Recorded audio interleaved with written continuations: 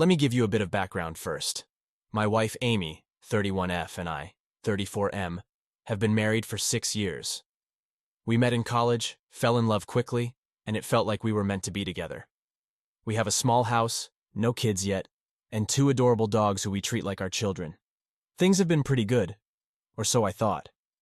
Amy works for a large tech company that often requires her to travel for work. It wasn't a big deal initially, because it was only once or twice a year. But over the past year, her trips have become more frequent. Sometimes she's gone for a week, sometimes 2. I trusted her completely, and I never thought I had a reason not to. But things have started to feel off, and I can't shake this gut feeling that something is terribly wrong. It all started a few months ago. Amy was on one of her trips, this time to San Francisco. She had been gone for almost a week, and we usually kept in touch through texts and video calls. But this trip was different. She seemed distracted, her responses were shorter, and there were days when she wouldn't call at all. I chalked it up to her being busy with work, and tried not to think much of it. But then I noticed a pattern. When Amy came back from her trip, things didn't go back to normal. She was distant, and our conversations felt forced. She spent more time on her phone, often smiling at texts that she wouldn't share with me. One night, I asked her about it, and she brushed it off, saying it was just work stuff. I wanted to believe her, but I could tell she was hiding something. Fast forward to 2 weeks ago. Amy had another trip planned, this time to New York. I decided to take a half-day off work to spend some quality time with her before she left. We had lunch at our favorite spot, and everything seemed fine. But when we got home, she went straight to the bedroom to pack, leaving her phone on the kitchen counter. I don't know what came over me, but I felt this urge to check her phone. I'd never done it before, and it felt wrong, but my curiosity got the better of me. I unlocked her phone and saw a series of texts from someone named Mike. I didn't recognize the name, but their conversation was clearly personal. My heart sank as I scrolled through the messages. They were talking about meeting up in New York, how much they missed each other, and even reminiscing about their last trip together in San Francisco. My hands were shaking as I realized what this meant. My wife was having an affair. I didn't confront her right away. I was in shock and needed time to process everything. I took screenshots of the texts and sent them to myself. That night I barely slept, thinking about what to do next. The next morning I kissed her goodbye and watched her leave for the airport. Once she was gone, I called in sick to work and started making plans. I hired a private investigator. It felt extreme, but I needed to know the extent of her betrayal. I gave him all the details I had and waited. The next few days were torture. Every time my phone buzzed, my heart would race, hoping it was the PI with updates. 3 days into her trip, the PI called. He had followed Amy to a hotel in Manhattan where she met Mike. They spent the day together, and the PI had photos of them holding hands, kissing, and acting like a couple. My worst fears were confirmed. When Amy got back, I pretended everything was normal. It was the hardest thing I've ever done. I was boiling with rage inside, but I needed to keep it together until I figured out my next move. I decided to gather more evidence before confronting her. The next weekend, Amy went out with her friends. I used the opportunity to check her laptop. I found more messages between her and Mike, along with emails planning their next rendezvous. It was clear this wasn't a one-time fling. They had been seeing each other for months. I felt sick to my stomach. How could she do this to me? To us? I started to doubt myself. Had I missed the signs? Was I not enough for her? My mind was racing with questions, and I felt completely lost. I decided to talk to my best friend, John. He's always been there for me, and I needed his advice. We met up at a bar, and after a few beers, I spilled everything. John listened quietly, then gave me a piece of advice that stuck with me. He said, "You deserve the truth. Don't let her manipulate you. Gather all the evidence you need, then confront her. And remember, it's not your fault. She made this choice." With John's words in my mind, I went home that night feeling a bit more resolved. I decided I needed to confront Amy, but I wanted to do it right. I didn't want her to deny or twist the truth. So I planned to confront her the next time she mentioned meeting up with Mike. A few days later, Amy told me she had another trip planned, this time to Chicago. She was leaving in a week. I could see the excitement in her eyes, and it broke my heart. But I kept my cool and acted supportive. I even helped her pack, all the while feeling like my heart was being ripped out. The night before she left, I made my move. We were having dinner, and I casually brought up her trip. I asked if she was meeting anyone there, and she gave me a strange look before saying no. That's when I knew it was time. I pulled out my phone and showed her the screenshots of her texts with Mike. Her face went pale, and she started to say something, but I cut her off.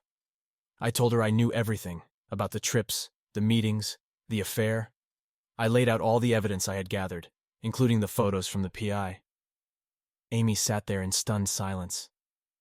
She tried to deny it at first, saying it was just a misunderstanding. But when I showed her the emails, she broke down and admitted to everything. She cried, saying she was sorry and that it didn't mean anything. But I couldn't believe her. The betrayal was too deep. I asked her why she did it, why she chose to betray me like this. She couldn't give me a straight answer.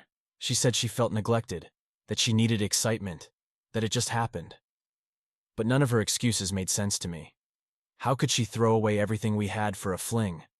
I told her I needed time to think and asked her to leave.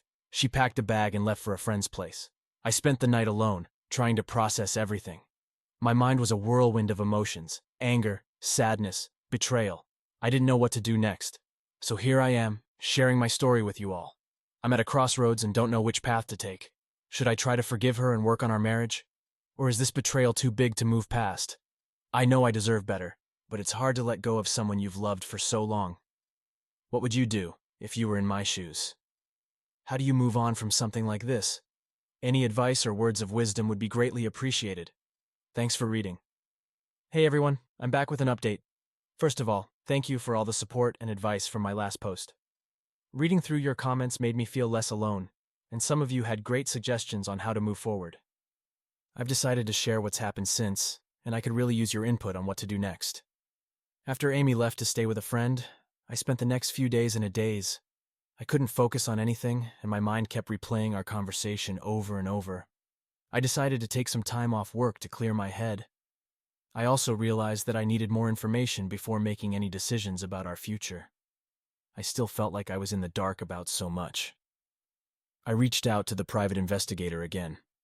I asked him to dig deeper into Amy and Mike's relationship. I wanted to know how long it had been going on, and if there was more to the story. He agreed and said he would get back to me as soon as he had something. In the meantime, I tried to keep myself busy. I spent more time with my dogs, took long walks, and even started working on some home improvement projects I'd been putting off. But no matter what I did, I couldn't escape the pain of Amy's betrayal. Every corner of our house reminded me of her and the life we had built together. A week later, the PI called with an update. He had found out that Amy and Mike had been seeing each other for almost a year. They met during one of her work trips and had been in constant contact ever since. They had even taken several trips together, not just to New York and San Francisco, but also to Miami, Los Angeles, and even Paris. It felt like a knife in my heart hearing all this. She had lied to me so many times and had shared so many special moments with someone else. The PI also discovered that Mike wasn't just some random guy. He was one of Amy's colleagues, someone she had been working closely with for years. They had even collaborated on several big projects together. This revelation hurt even more because it meant their relationship wasn't just physical. They had a deep emotional connection, too. Armed with this new information, I decided it was time to confront Amy again. I needed to know the whole truth, and I wanted to see if there was any chance of salvaging our marriage. I called her and asked if she could come over to talk. She agreed, and we arranged to meet the next evening. When she arrived, I could see the guilt and regret written all over her face. We sat down in the living room, and I laid out everything I knew. I told her about the PI's findings and asked her to tell me the truth about her relationship with Mike. At first she tried to downplay it, but when she saw I wasn't buying it, she finally broke down and confessed. She told me that it started as an innocent friendship. They bonded over their shared work interests and started spending more time together. She admitted that she felt neglected by me because of my long hours at work, and Mike was there to fill the void. She said she never intended for it to go this far, but once it started, she couldn't stop.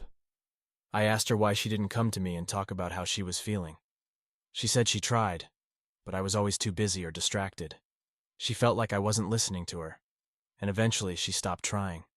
Hearing this was hard, because I realized I had played a part in pushing her away, but it still didn't excuse her betrayal.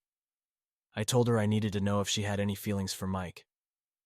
She hesitated before admitting that she did. She said she loved him but also still loved me. She was torn and didn't know what to do. This was the hardest part to hear because it meant that even if we tried to work things out, Mike would still be in the picture. I asked her if she was willing to cut off all contact with Mike and go to couples therapy with me.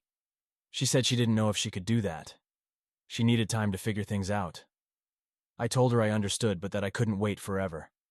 I needed to start thinking about my own future and what was best for me. We ended the conversation on a somber note. Amy left, and I was left with more questions than answers.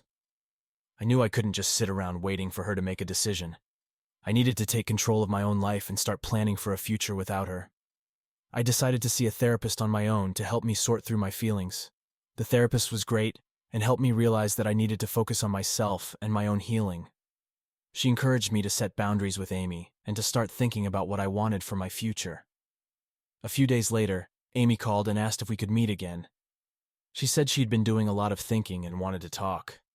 When she arrived, she looked more composed than the last time. She told me she had decided to end things with Mike. She realized that she had been looking for something outside our marriage that she should have been looking for within it. She apologized for everything and said she was willing to go to therapy with me if I still wanted to try to make things work. I was shocked. Part of me wanted to believe her, to think that we could rebuild what we had lost. But another part of me was still so hurt and angry. I didn't know if I could ever trust her again. I told her I needed time to think about it. I couldn't make a decision on the spot.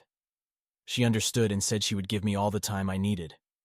She moved back to her friend's place, and we agreed to take things one step at a time. Over the next few weeks, I continued seeing my therapist and started to feel a bit more like myself again. I began to reconnect with old friends, and it felt good to have a support system outside of my marriage. Amy and I also started going to couples therapy. Our sessions were intense, and we had to confront a lot of painful truths. But it felt like we were making progress. During one of our sessions, Amy shared something that really struck me.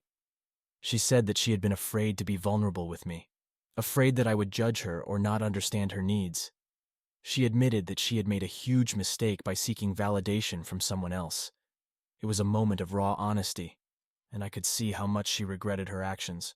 Our therapist suggested that we take a break from each other to reflect on what we really wanted. She said that sometimes space can help clarify things. We agreed to give it a try, and Amy moved out temporarily. It was hard being apart, but it also gave me the clarity I needed. During our time apart, I realized that I still loved Amy despite everything, but I also knew that we couldn't go back to the way things were. If we were going to move forward, we needed to rebuild our trust from the ground up. I decided to give our marriage one last chance, but with the understanding that it would take a lot of hard work from both of us. I called Amy and asked her to come over. When she arrived, I told her how I felt. I said that I was willing to try to make things work, but that it would take time and effort.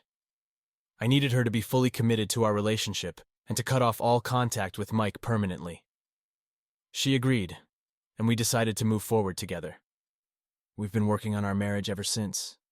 It hasn't been easy, and there are days when the pain and mistrust resurface, but we're both committed to making it work. We continue to go to therapy, both individually and as a couple. We're learning how to communicate better and how to be more present for each other. I don't know what the future holds, but I'm hopeful. I know it will take time to heal, but I believe we can get through this together.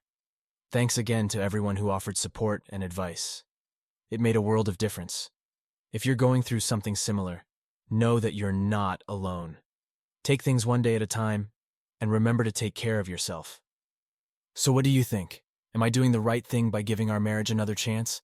Or am I setting myself up for more heartache? I'd love to hear your thoughts and any advice you might have. Thanks for listening. It's been a while since my last update. I wanted to take some time to really assess my situation and see how things would unfold. Thanks again for all your supportive comments and advice. You've helped me more than you know. So, here we are, several months down the road. A lot has happened since Amy and I decided to give our marriage another chance. It's been a roller coaster of emotions, and I want to share the ups and downs with you. I also want your honest opinions because, honestly, I'm still not sure if I'm doing the right thing. After Amy moved out temporarily, we continued our individual and couples therapy. Those sessions were tough, and there were moments when I thought we were just prolonging the inevitable. But there were also moments of genuine connection and understanding that gave me hope. One of the hardest things for me was dealing with the trust issues. Even though Amy assured me that she had cut off all contact with Mike, I couldn't help but feel paranoid. Every time her phone buzzed, every time she was late coming home, my mind would race with worst-case scenarios. It was exhausting. Amy could see how much I was struggling, and she suggested that we set up some boundaries and transparency rules to help rebuild trust. She agreed to let me have access to her phone and emails whenever I wanted. At first it felt weird and invasive, but it also provided some much-needed reassurance. We also made a pact to spend more quality time together. We started having weekly date nights, trying new activities, and even went on a weekend getaway to the mountains. Those moments helped us reconnect and remember why we fell in love in the first place. But there were still times when the past would creep in and cast a shadow over our happiness. One evening, during one of our date nights, Amy and I had a breakthrough conversation. We were sitting by the fireplace in a cozy little cabin, sipping wine and talking about our future. I decided to ask her a question that had been gnawing at me for months. What made you decide to come back and try to fix our marriage? Amy looked into the fire for a long time before answering. I realized that what I was looking for in Mike was something I should have been finding in our marriage. I felt lost and disconnected, and instead of trying to fix it with you, I ran away. I'm so sorry, and I regret it every day. I love you, and I want to make things right. Her words were heartfelt, and I could see the sincerity in her eyes. It didn't erase the pain, but it made me believe that maybe, just maybe, we could heal together. Back home, things continued to improve slowly but surely.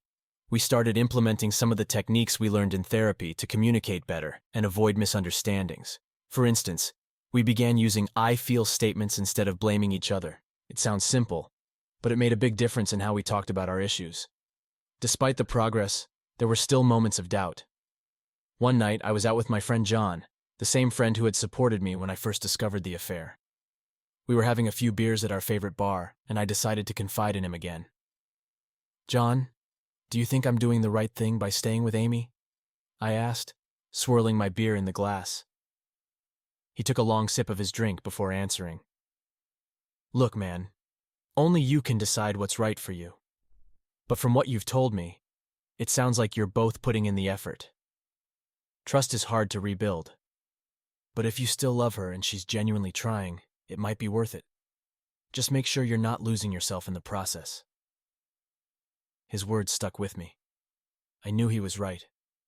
I needed to find a balance between giving our marriage a chance and taking care of myself. A few weeks later, I had a breakthrough of my own during a solo therapy session. My therapist pointed out that I had been so focused on Amy's betrayal and our relationship that I had neglected my own needs and feelings. She encouraged me to rediscover my passions and interests outside of the marriage. I took her advice to heart and decided to pursue a hobby I had long abandoned: photography. I dusted off my old camera and started going on photo walks around the city. It was therapeutic to see the world through a different lens, literally and figuratively. It gave me a sense of purpose and joy that I had been missing. Amy noticed the change in me and encouraged me to keep it up. She even joined me on a few of my photo walks, and it became another way for us to bond. We explored new places together, capturing moments of beauty and spontaneity. Those were some of the happiest times we had in a long while.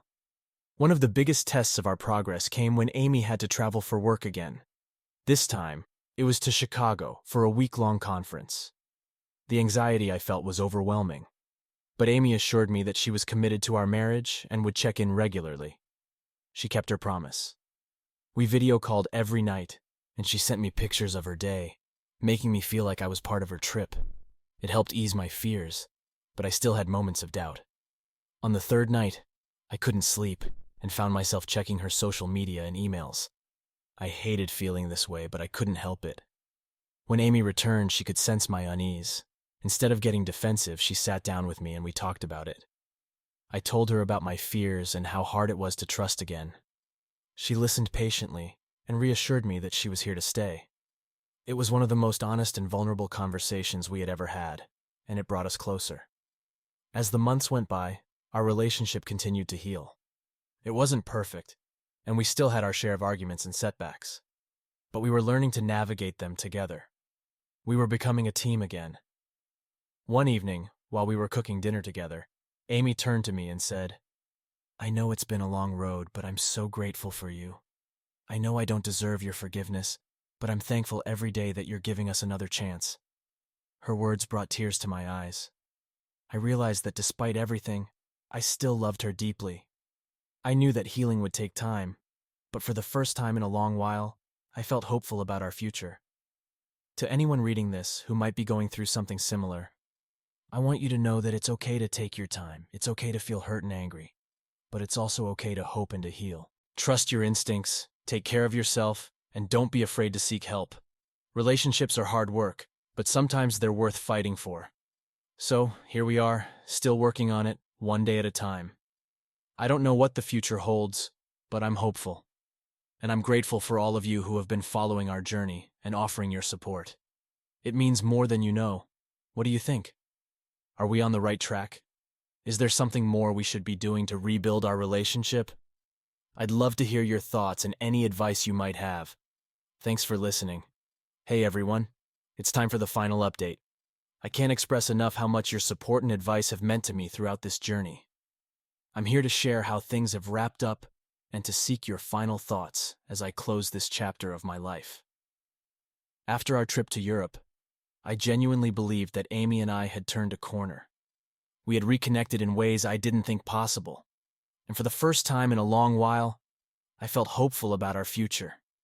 But life has a way of testing you when you least expect it. A few months after our trip, Amy received another opportunity to travel for work, this time to Los Angeles for a month-long project.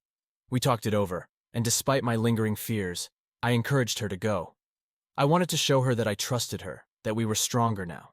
She left, and we kept up our routine of nightly calls and regular check-ins. For the first 2 weeks, everything seemed fine. We talked every night, sharing the details of our days and making plans for when she returned. But then, the calls started becoming less frequent. She had excuses, late meetings, project deadlines, exhaustion. I tried to be understanding, but the old doubts started creeping in. One evening, I got a call from my friend John. He sounded hesitant, almost worried. "Hey man, I don't know how to say this, but I saw something today that you need to know about." My heart sank. "What is it, John?" "I was in LA for a conference and saw Amy at a restaurant. She was with a guy, and they looked pretty close. I'm sorry to be the one to tell you, but I thought you should know." I thanked him for telling me and hung up. My mind was racing. Could it be Mike? Was she doing this again? I decided I needed to know the truth. I called the private investigator who had helped me before and asked him to check things out. I didn't want to jump to conclusions without proof. A few days later, the PI called me back. He had followed Amy and confirmed my worst fears. She had been spending time with another man, someone she had met during her project. They were seen together at restaurants, holding hands, and even entering her hotel room together. It was happening all over again. When Amy returned home, I knew I had to confront her. It was like déjà vu, but this time, I felt a cold resolve rather than shock. I sat her down and laid out everything I knew, just like before. She tried to deny it at first, but when she saw the evidence, she broke down and admitted everything. "I thought we were doing so well," I said, my voice trembling with anger and hurt. "Why, Amy? Why would you do this again?" She cried and said she didn't have a good answer, that she was confused and lost. She begged for forgiveness, but I knew I couldn't go through this again. I couldn't keep putting myself through this pain. "I can't do this anymore, Amy. I can't keep waiting for you to change. I deserve better than this." She sobbed, realizing the finality of my words. We decided to end our marriage. It was a mutual decision, but it still hurt like hell. I moved out and stayed with John for a while as we sorted out the logistics. We filed for divorce and Amy moved out of our house. It was a painful process, but it was necessary. As the weeks passed, I started to feel a sense of relief. The weight of constant suspicion and heartbreak was lifting. I focused on my photography, pouring my emotions into my work. My blog grew, and I even got a few freelance gigs. It was therapeutic, a way to heal and find myself again. One day, while editing photos at a cafe, a woman approached me. She introduced herself as Sarah, a fellow photographer who had been following my blog. We struck up a conversation, and it felt good to connect with someone who shared my passion. We started meeting regularly, going on photo walks and sharing our work. Sarah became a good friend, someone I could talk to without the baggage of my past weighing us down. She knew about my divorce, and she was supportive without being intrusive. It was a refreshing change from the emotional turmoil I had been living in. One evening, as we were watching the sunset from a hilltop, Sarah turned to me and said, "You know, you're stronger than you think. What you've been through would break most people, but you've come out the other side. You should be proud of that." Her words hit home. I realized she was right.